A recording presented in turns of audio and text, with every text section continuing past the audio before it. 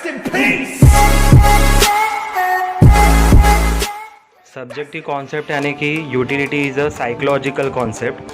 तो psychological concept का मतलब क्या होता है? तो utilities differ from person to person. मैंने जैसे स्टार्टिंग में भी बताया कि ऐसा ज़रूरी नहीं है कि जो कोई एक प्रोडक्ट हो उसी सेम प्रोडक्ट का जो यूटिलिटी है वो सेम पर्सन के लिए वही हो और वही मेरे लिए भी हो। तो मेरे लिए कुछ अलग भी हो सकता है, दूसरे के लिए अलग भी हो सकता है। तो यूटिलिटी जो डिपेंड करता है वो किसी पर्सन के टेस्ट के ऊपर, प्रेफरेंस के ऊपर, लाइक है, डिसलाइक है, नेचर है, हैबिट है, प्रोफेशन है।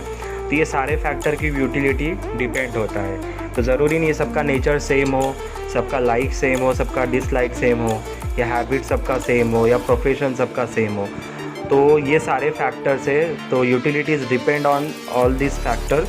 तो फॉर एग्जांपल कि जैसे यहाँ पे दिया है स्टेथोस्कोप, यानी कि इसका यूटिलिटी जो है, यानी कि जो डॉक्टर पेशेंट को चेक करने के लिए यूज़ करते हैं, तो इसको बोलते हैं स्टेथोस्कोप।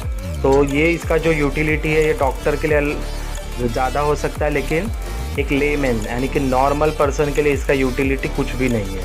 जैसे कि अगर हम लोग पेन का एग्जांपल लेते हैं, तो कोई पेन है तो पढ़े लिखे इंसान यानी कि लिटरेट पर्सन के लिए उसका यूटिलिटी बहुत ज़्यादा है as compare to illiterate person के लिए।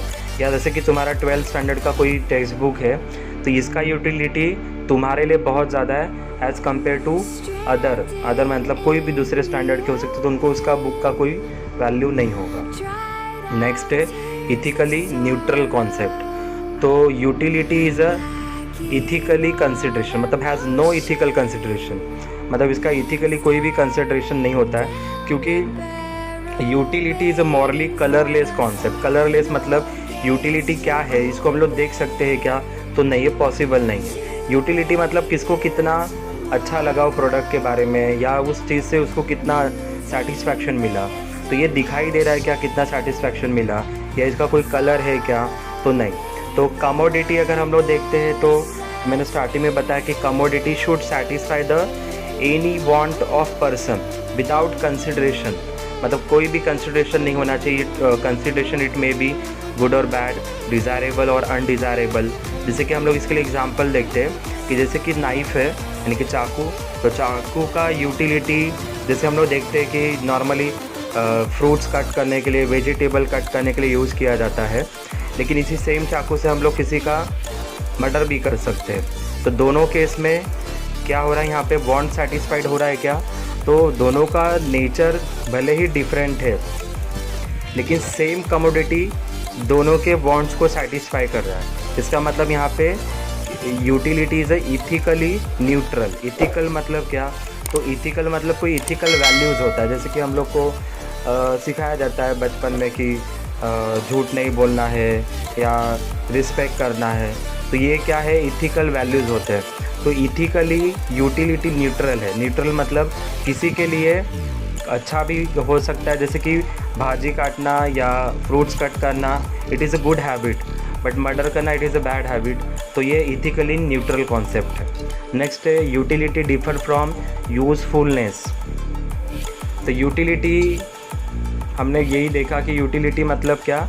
तो it is a capacity of commodity to satisfy the human want. तो ह्यूमन वांट का जो कैपेसिटी है, यानी कि जो इंसान का कोई भी इच्छा है, अगर उस इच्छा को कोई भी कमोडिटी यानी कि कोई भी वस्तु उस इच्छा को पूरा करता है, तो उसको हम लोग क्या बोलते हैं? यूटिलिटी बोलते हैं। तो utility is a usefulness is indicate value in use of commodity. इसका मतलब यह है कि यूज़फुलनेस अलग हो सकता है। जैसे कि हम लोग मिल्क लेते हैं, तो milk has a utility as well as usefulness. मतलब कोई कस्टमर है, उस कस्टमर के लिए वो मिल्क यानी कि वो दूध यूटिलिटी भी, मतलब उसका वांट भी सेटिस्फाई करता हो और उसके लिए यूज़फुल भी है। मतलब यूज़फुल मतलब उसको पीने के बाद उसको बेनिफिट भी मिल रहा है, उसके बॉडी को प्रोटीन मिल रहा है, ऐसा। लेकिन जैसे कि कोई लिकर पीने वाला है यानी कि दारू पीने वाला है, तो दारू पीने वाले के लिए जो एडिक्ट पर्सन है, उस एडिक्ट पर्सन के लिए वो सिर्फ उसका यूटिलिटी है बट नो यूज़फुलनेस। तो उसका कोई यूज़फुलनेस नहीं है, मतलब कोई यूज़ है क्या लिकर का कि दारू पीना ज़रूरी है? नहीं, बस इसका एक यूटिलिटी है। जो एडिक्टेड पर्सन है उसके लिए उसका एडिक्शन है, इसके लिए वो दारू पी रहा है। फिफ्थ पॉइंट है यूटिलिटी डिफर फ्रॉम प्लेजर। तो यूटिलिटी क्या हो सकता है? कमोडिटी में possess utility but it may not give any pleasure to consumer. इसका मतलब क्या है कि उस वस्तु में यानी कि उस कमोडिटी में यूटिलिटी हो सकता है, लेकिन ऐसा ज़रूरी नहीं है कि उस कमोडिटी से किसी को प्लेजर यानी कि आनंद भी मिलता हो। मतलब जैसे को कोई कस्टमर है, उस कस्टमर के लिए उस कमोडिटी यानी कि उस वस्तु से यूटिलिटी मिलता होगा, लेकिन ज़रूरी नहीं है कि वो पर्सन को उसी सेम कमोडिटी से प्लेजर आनंद भी मिलता हो। जैसे इसके लिए एग्जांपल हम लोग ले सकते हैं कि जैसे कि कोई पेशेंट है, तो उस पेशेंट के लिए इंजेक्शन का यूटिलिटी बहुत ज़्यादा होगा, लेकिन क्या उस पेशेंट को उससे प्लेजर मिल रहा है क्या? तो नहीं मिल रहा है। तो यही कॉन्सेप्ट यहाँ पे कि कोई कमोडिटी से यूटिलिटी मिल सकता है, लेकिन उससे प्लेजर नहीं मिल सकता है। नेक्स्ट पॉइंट है यूटिलिटी डिफर फ्रॉम सेटिस्फैक्शन। तो utility is a cause of consumption, satisfaction is the end of result या रिजल्ट ऑफ कंजप्शन जो भी है। तो कंजप्शन का कॉज मतलब यूटिलिटी शुरू कहाँ से होता है? तो कंजप्शन से शुरू होता है, और कंज्यूम करने के बाद वो यूटिलिटी का यानी कि जहाँ पे उस चीज़ का कंजप्शन होता है वहाँ पे यूटिलिटी ख़त्म हो जाता है।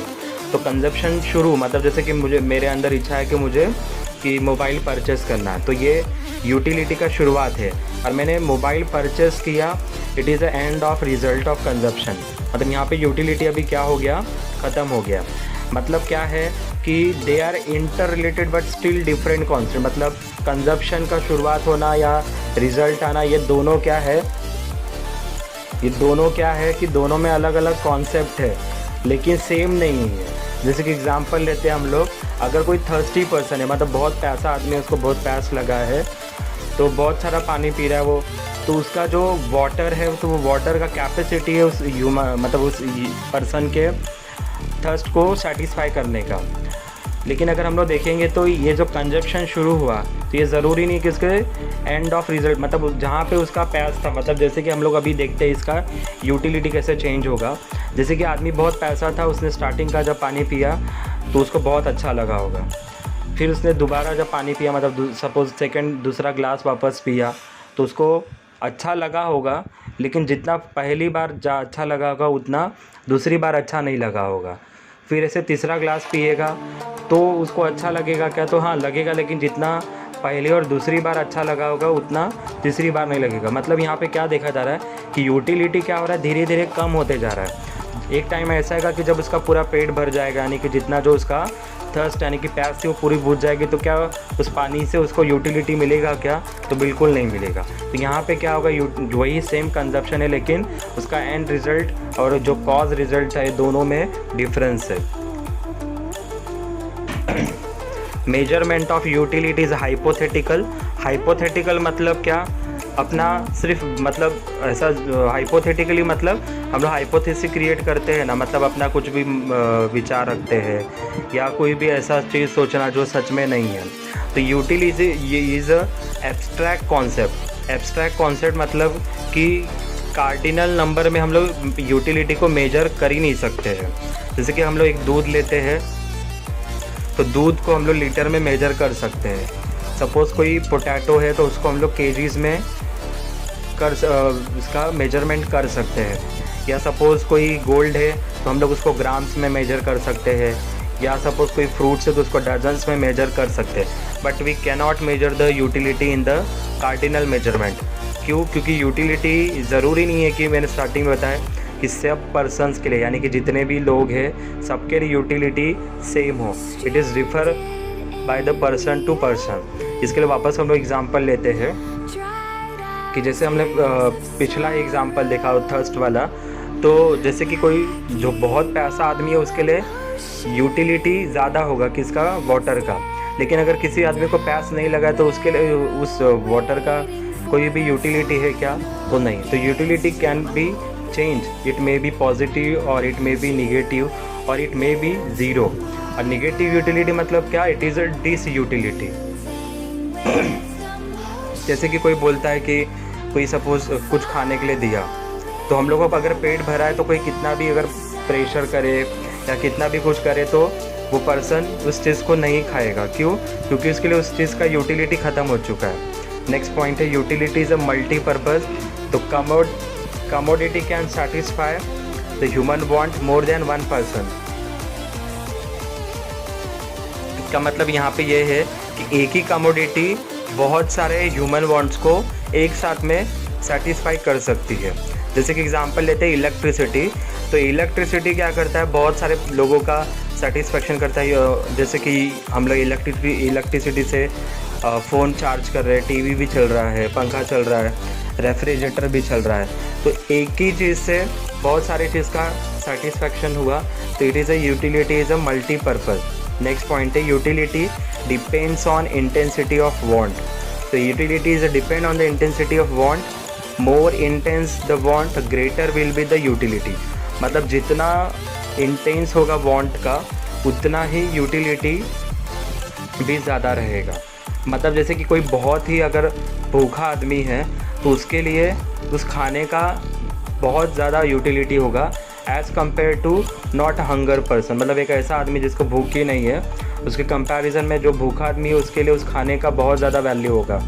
तो यहाँ पे क्या बोला है, जितना ज़्यादा ज़रूरत होगा उतना ज़्यादा यूटिलिटी भी उस चीज़ का होगा। तो अर्जेंसी ऑफ वांट इसको हम लोग बोल सकते हैं।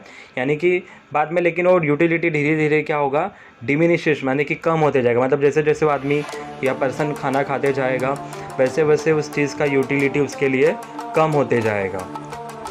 तो ये क्या है, it is an utility intensity of want हम लोग इसको बोलते हैं। नेक्स्ट लास्ट पॉइंट है इसका, utility is a basis of demand. Basis of demand मतलब क्या, तो कोई भी पर्सन है वो क्या करेगा, किसी भी चीज़ का डिमांड कब करता है, जब उसको ज़रूरत होता है तब। मतलब डिमांड कब होगा, जब कंजप्शन का रिक्वायरमेंट होगा। मतलब ज़रूरत होगा तो ही उस चीज़ का डिमांड होगा। तो ज़रूरत मतलब अगर जब तक डिमांड नहीं होगा तब तक यूटिलिटी नहीं आएगा। यानी कि यहाँ पे हमको 3 चीज़ के ऊपर ध्यान देना है। तो यूटिलिटी मतलब एक ह्यूमन वांट भी होना चाहिए, उसके बाद में डिमांड भी होना चाहिए उसका, और डिज़ायर टू पे यानी कि उस चीज़ का पेमेंट करने का कैपेसिटी भी होना चाहिए। जब ये तीनों चीज़ एक साथ में मिलते हैं तब जाके हम लोग उस चीज़ को बोलेंगे it can be converted into the utility. मतलब इच्छा भी होना चाहिए, कैपेसिटी भी होना चाहिए परचेस करने का, और डिमांड भी होना चाहिए। मतलब कि जैसे कि मैंने वो डिज़ायर का एग्जांपल दिया कि डिज़ायर तो हमको ख़रीदना है, तो क्या ये हमारा इच्छा है क्या? तो हाँ, ये हमारा इच्छा है। हमारे पास में उतना मनी है क्या? तो मनी भी होना चाहिए, डिमांड भी होना चाहिए। अगर ये सारे चीज़ एक साथ में अप्लाई होते हैं तो it may be converted into the utility. लेकिन अगर सपोज सिर्फ इच्छा है या डिमांड हो रहा है लेकिन कैपेसिटी टू या डिज़ायर टू पे नहीं है, मतलब कैपेसिटी नहीं है पे करने का, तो क्या वो यूटिलिटी बोला जा सकता है? तो नहीं। तो यहाँ पे वही सेम चीज़ है कि डिमांड की वजह से यूटिलिटी क्रिएट होता है। तो जैसे कि कोई सिक पर्सन, बीमार आदमी है, तो वो किस चीज़ का डिमांड करेगा, तो he will demand the medicine. तो मेडिसिन वो डिमांड करेगा। तो ये था last point, utility is the basis of demand. तो ये बहुत ही इंपॉर्टेंट है, फीचर ऑफ यूटिलिटी। बोर्ड्स में 4 मार्क्स के लिए इसको बहुत बार क्वेश्चन बोर्ड में पूछा गया, तो बोर्ड के पॉइंट ऑफ व्यू से बहुत ही इंपॉर्टेंट क्वेश्चन है। तो कम से कम इसमें 8 मार्क्स के लिए लर्न करने चाहिए। तो it is very important topic, feature of utility, और बहुत बार इसको बोर्ड के एग्ज़ाम में पूछा भी गया। Thank you.